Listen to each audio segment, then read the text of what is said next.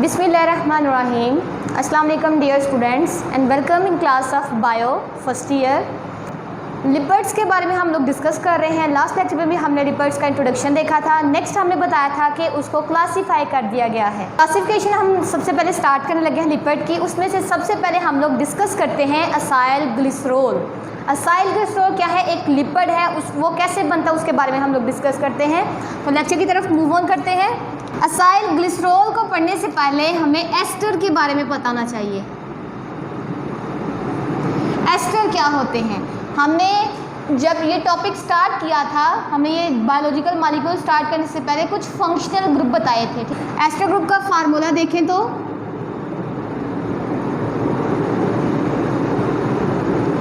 Clear, दो alkyl group होते हैं, सेंटर में कार्बोऑक्सिल ग्रुप होता है और साथ में ऑक्सीजन इसके साथ अटैच होती है। This is the formula for ester. Ester अब बनते कैसे हैं बेसिकली, तो कहा जाता है ester is form by the combination of alcohol के मिलने से और कार्बोऑक्सिलिक एसिड के मिलने से। एस्टर की फॉर्मेशन देखें तो अल्कोहल प्लस कार्बोक्सिलिक एसिड मिलते हैं तो हमारे पास एस्टर हमारे पास आते हैं। तो सबसे पहले अल्कोहल का फार्मूला देखिए। अल्कोहल का फार्मूला क्या होता है? हाइड्रोकार्बन की चेन जिसको हम लोग R से डिनोट करते हैं, उसके साथ OH ग्रुप जब अटैच कर दे इट फॉर्म अ अल्कोहल। तो ये क्या बना देता है? अल्कोहल बनाता है। तो कार्बोक्सिलिक एसिड जो सा उसको हम लोग कैसे रिप्रेजेंट करेंगे? इस तरह। क्लियर? तो ये किसको डिनोट कर रहा है? कार्बोऑक्सिलिक एसिड को। उसके अंदर कार्बोऑक्सिलिक ग्रुप होता है, हाइड्रोक्सिल ग्रुप होता है, साथ में हाइड्रोकार्बन चेन होती है जिसको R से डिनोट कर रहे हैं। Clear student? तो ये मिलते हैं तो हमारे पास एस्टर बनता है। जैसे ये है ROH, this is alcohol, plus इसमें हम लोग क्या ऐड कर रहे हैं, किसको साथ इसके कंबाइन कर रहे हैं? कार्बोक्सिलिक एसिड को, जिसका फार्मूला है, हम लोग इससे स्टार्ट करेंगे। OH ग्रुप जोन सा है, इधर से स्टार्ट करेंगे। OH ग्रुप हम लोग स्टार्ट पे लेके आएंगे। क्लियर? तो ये क्या है? अल्कोहल था और ये हमारे पास कार्बोऑक्सिलिक एसिड आ गया है, ये वाला। ठीक है, ये जब दोनों मिलेंगे तो क्या होगा? यहाँ पे देखें, OH ग्रुप अल्कोहल से जाएगा और H जोन सा है कार्बोऑक्सिलिक एसिड से जाएगा। ये वाटर की फॉर्म में यहाँ से रिमूव हो जाएगा। H2O जिसको हम लोग कहते हैं, दो हाइड्रोजन और एक ऑक्सीजन का मॉलिक्यूल निकल गया। हमारे पास क्या पीछे बच जाता है? अल्काइल ग्रुप और साथ में ये चीज़। तो यह इसको दोबारा से कंबाइन करेंगे तो हमारे पास क्या आएगा? ये R, ये वाली, ये ऑक्सीजन, आगे कार्बन के साथ ऑक्सीजन डबल बॉन्ड बना रही और OH। तो ये क्या हमारे पास बन गया है? एक एस्टर बन गया है। क्लियर? एस्टर की फॉर्मेशन हो गई है। क्लियर? समझ आ गई है कि जब अल्कोहल और कार्बोक्सिलिक एसिड मिलते हैं तो उसके रिजल्ट में हमारे पास एस्टर बनते हैं और इसकी फॉर्मेशन के दौरान, इसकी जब ये बन रहा होता है उस दौरान वाटर के मॉलिक्यूल भी रिलीज आउट होता है। Clear student? तो इस तरह हमारे पास एस्टर बन जाते हैं। और मोस्टली एस्टर जो से होते हैं वो किस में प्रेजेंट होते हैं? इन फैट एंड ऑयल। ऑयल के अंदर ये मोस्टली पाए जाते हैं।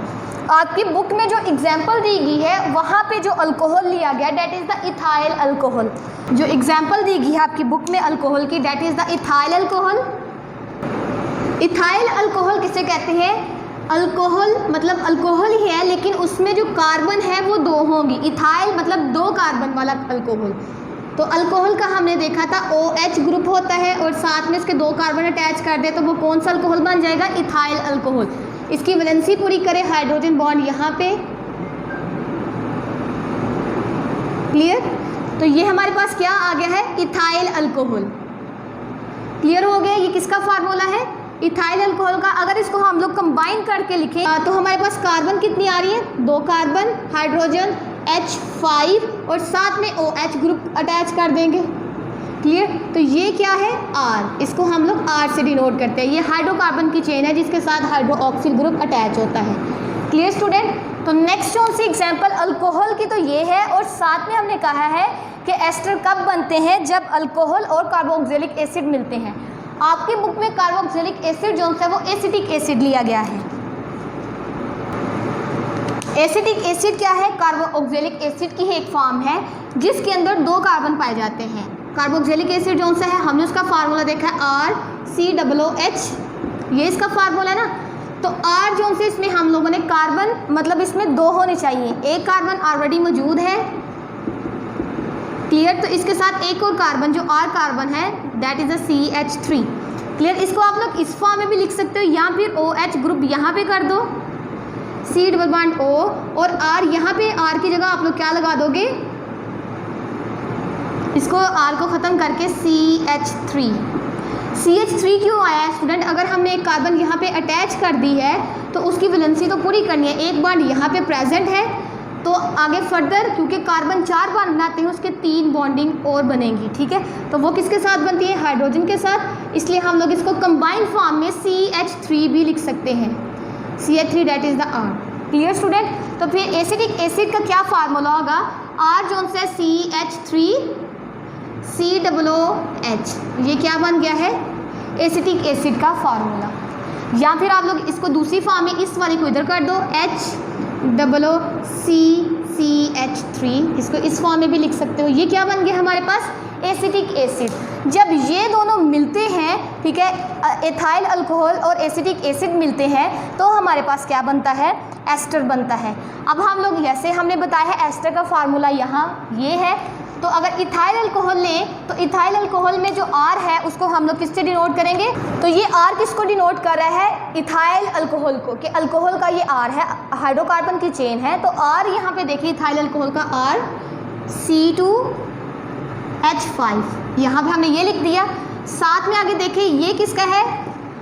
कार्बोक्सिलिक एसिड का R, ठीक है। कार्बोक्सिलिक एसिड का जो R है वो क्या है? CH3, क्लियर, यही है ना। तो यहाँ पे हम लोग CH3 कर देंगे, ये हमारे पास क्या बन जाएगा? एस्टर बन जाएगा। अगर हम लोग अब इसको कंबाइन करके लिखें, ठीक है, जैसे यहाँ पे मैं इसको करने लगी हूँ, इस वाली जो इक्वेशन है मैं यहाँ पे इसको ट्रांसफ़र करने लगी हूँ। R जो सा था C2H5, फर्दर देखें O ऑक्सीजन, फिर O, फिर R जो सा CH3, क्लियर। तो ये क्या बना है हमारे पास? एक एस्टर बना है। हमें कैसे पता चलता है ये एस्टर ग्रुप है? क्योंकि इसमें OCO बॉन्ड आता है, क्लियर। OCO बॉन्ड क्या है? It shows the astro linkage, clear हो गया। तो इस तरह क्या बन गया हमारे पास? एस्टर। हमने ये पहले जनरल बात की थी, ये जो सी आपकी बुक के रिलेटेड बात की है कि जो बुक में आपका जो अल्कोहल है वो इथाइल अल्कोहल है, ठीक है। OH तो वैसा का वैसा ही अटैच है वहाँ पे, लेकिन ये चीज़ हमने चेंज की है कि इथाइल अल्कोहल में 2 कार्बन होती हैं, एक ये कार्बन आ गई है, दूसरी ये कार्बन आ गई है। तो जब हमने इसको इकट्ठा करके लिखा है C2H5 है, दैट इज़ द R क्या है? हाइड्रोकार्बन की चेन है, क्लियर। तो ये हमने यहाँ पे लिख दिया है। नेक्स्ट हमने कहा था कि लिंक जो बनता है वो कार्बोक्सिलिक एसिड के साथ बनता है, और यहाँ पे आपकी बुक में जो कार्बोक्सिलिक एसिड है that is the acetic acid. Acetic acid का हमने बताया है कि उसमें 2 कार्बन होती हैं, एक तो ऑलरेडी मौजूद है, दूसरी हमने यहाँ पे एक और लगा दी, उसके साथ उसकी वैलेंसी पूरी करने के लिए H जोन से हैं वो 3 ऐड कर दिए हैं, क्लियर। तो फिर हमने यहाँ पे जो हाइड्रोक्सिल ग्रुप का जो R था उसकी यहाँ पे इक्वेशन हमने लिख दी है, क्लियर। तो इस तरह हमारे पास ये आया। जब ये दोनों मिलेंगे, इन दोनों की आगे फर्दर वाटर बन के ये निकल जाएगा। लिंक तो वैसे ही, बस ये R ग्रुप जोन से थोड़े से चेंज हुए हैं और इस तरह हमारे पास एस्टर लिंकेज बन जाता है, क्लियर स्टूडेंट। तो ये था जनरल थोड़ा सा किसके बारे में? एस्टर के बारे में। नेक्स्ट हमने देखना है कि असाइल ग्लिसरॉल कैसे बनता है, क्लियर, क्योंकि हमने डिस्कस ही असाइल ग्लिसरॉल को करना है, तो उसकी बात करते हैं वो कैसे बना है। हमने चूँकि बताया है कि असाइल ग्लिसरॉल क्या है? एक लिपिड है, लिपिड की फॉर्म है, और लिपिड जो से बेसिकली एस्टर इसके अंदर पाए जाते हैं। तो असाइल ग्लिसरॉल कैसे बना है इसको यहाँ पर हम लोग डिस्कस करते हैं। असाइल ग्लिसरॉल हमने कहा है कि ये एक एस्टर की ही फॉर्म है, और यहाँ पे जो हम लोग असाइल ग्लिसरॉल को बनाने के लिए जो अल्कोहल यूज़ करेंगे और जो कार्बोक्सिलिक एसिड यूज़ करेंगे वो कौन कौन से होंगे? असाइल ग्लिसरॉल को बनाने के लिए अल्कोहल और कार्बोक्सिलिक एसिड कौन से यूज़ किए जाएंगे? अल्कोहल कहें तो ग्लिसरॉल, जबकि कार्बोक्सिलिक एसिड की बात करें तो वो फैटी एसिड होते हैं। क्लियर? तो ये दोनों मिलेंगे तो हमारे पास असाइल ग्लिसरॉल बनेगा और इसके दरमियान एस्टर लिंकेज भी बनेगा।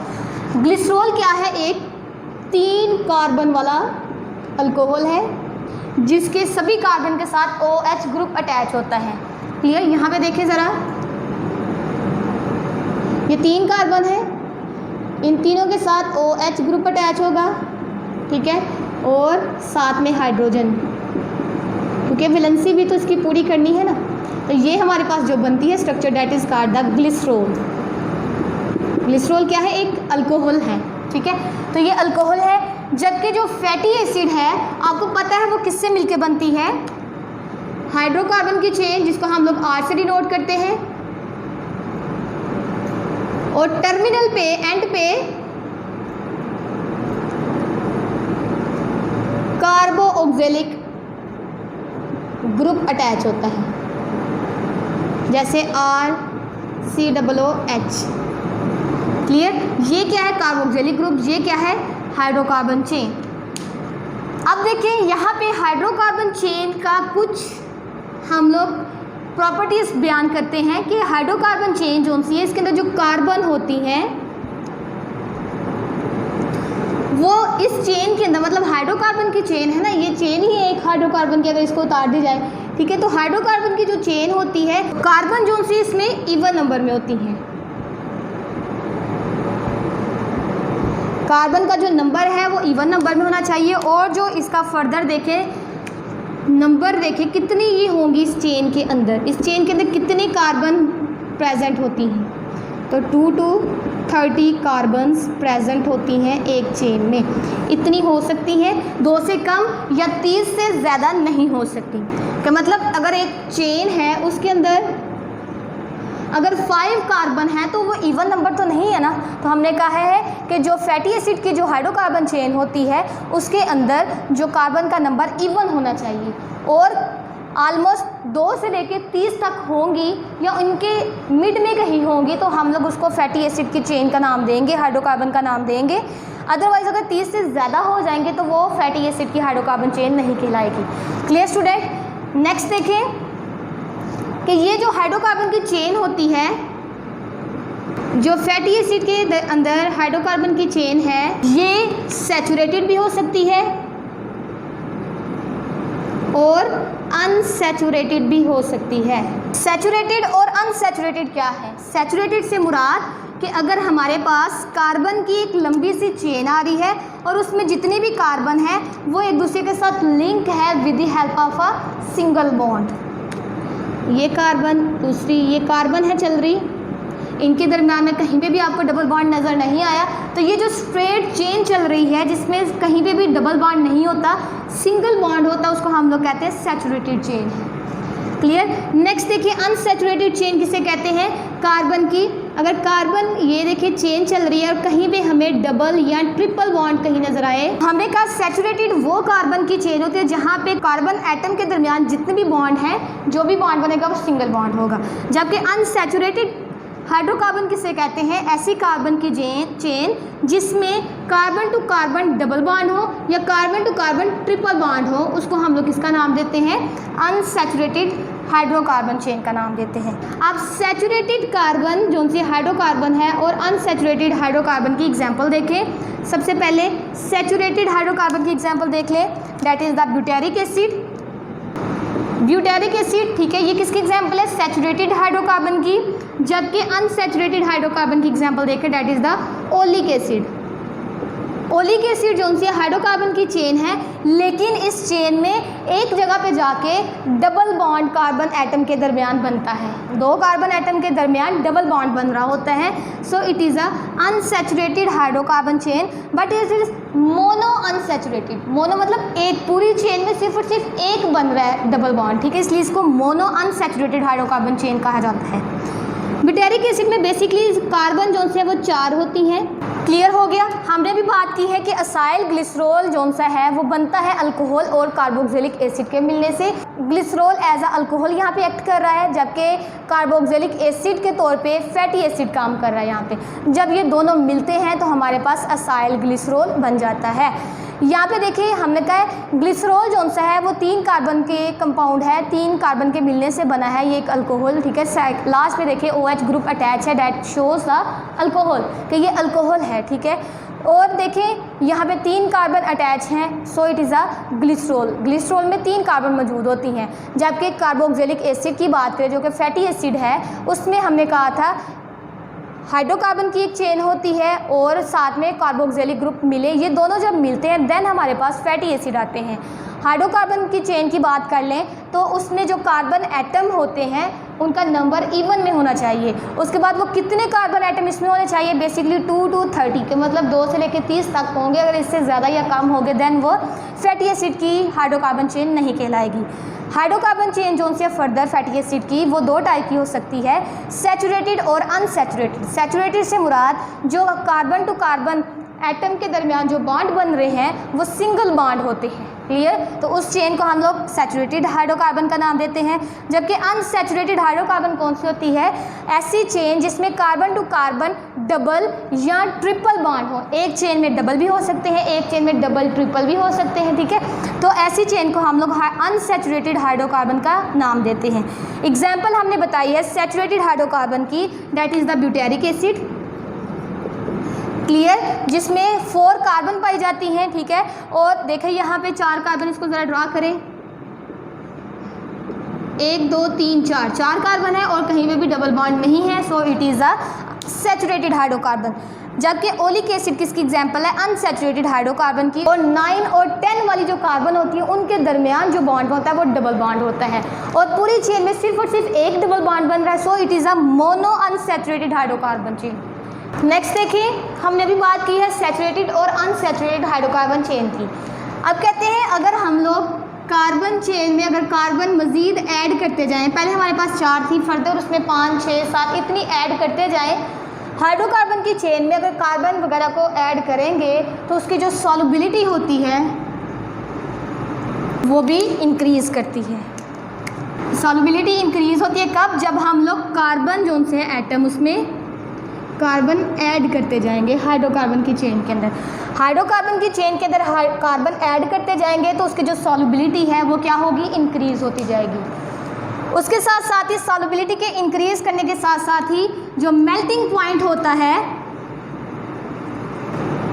मेल्टिंग पॉइंट जो होगा वो भी इंक्रीज़ करेगा, क्लियर।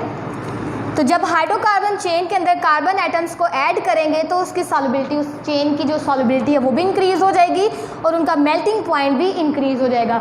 जैसे ब्यूटेरिक एसिड है उसकी एग्जांपल ले लें, एग्जांपल में ज़रा देखें तो जैसे ब्यूटेरिक एसिड है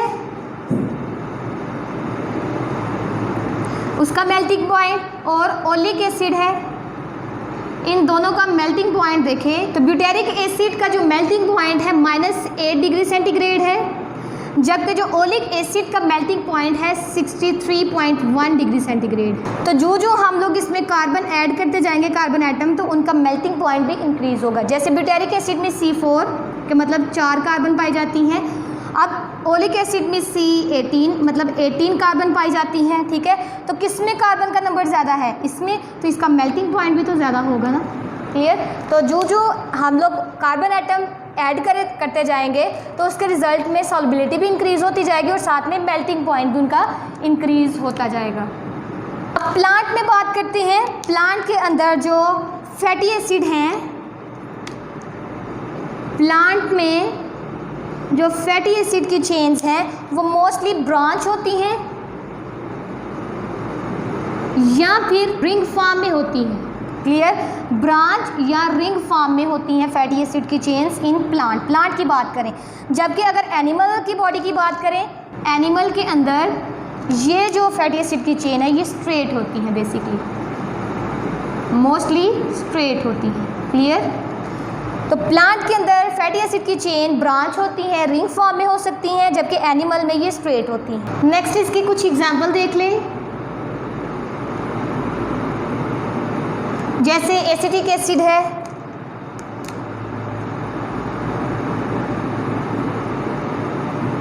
ब्यूटेरिक एसिड है, और ओलिक एसिड है। एसिडिक एसिड में हमने कहा है 2 कार्बन होती है, एक तो COOH के साथ, जैसे कि हमने कहा था कार्बोक्सिलिक एसिड जो सा उसका फार्मूला देखिए यही होता है ना, ठीक है। तो ये चीज़ हमने इस फॉर्म में लिख दी है और साथ में R जो सा है इसमें एक कार्बन, 2 कार्बन है ना, एक और दूसरी ये कार्बन और इसके साथ 3 हाइड्रोजन अटैच होंगे। तो हम लोग इसको लिख सकते हैं CH3COOH। क्लियर। उसके बाद ब्यूटेरिक एसिड की बात करते हैं, उसमें 4 कार्बन होती हैं, एक तो ये कार्बन होगी जो कि कार्बोक्सिलिक एसिड के साथ अटैच है, बाकी 3 और कार्बन 1 2 और ये 3, इनकी वैलेंसी पूरी करें, 2 पहले ही बॉन्ड है, 2 और बनेंगे हाइड्रोजन के साथ। इसी तरह यहाँ पे भी 2 हाइड्रोजन के साथ, जबकि यहाँ पे 1 कार्बन है, 1 बॉन्ड बना है कार्बन के साथ, तो हम लोग यहाँ पे 3 हाइड्रोजन ऐड करेंगे। तो ये किसका फार्मूला बन जाएगा? ब्यूटेरिक एसिड का।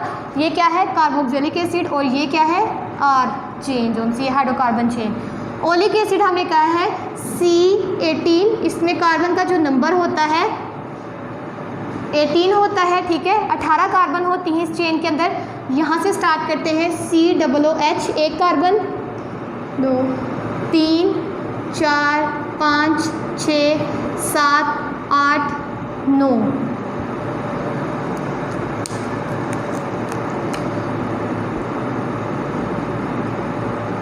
आगे ऑनवर्ड आप लोग इसको 18 कर सकते हो। देखिए जो 9th वाली कार्बन है और 10th वाली कार्बन है उनके दरमियान में डबल बॉन्ड होता है।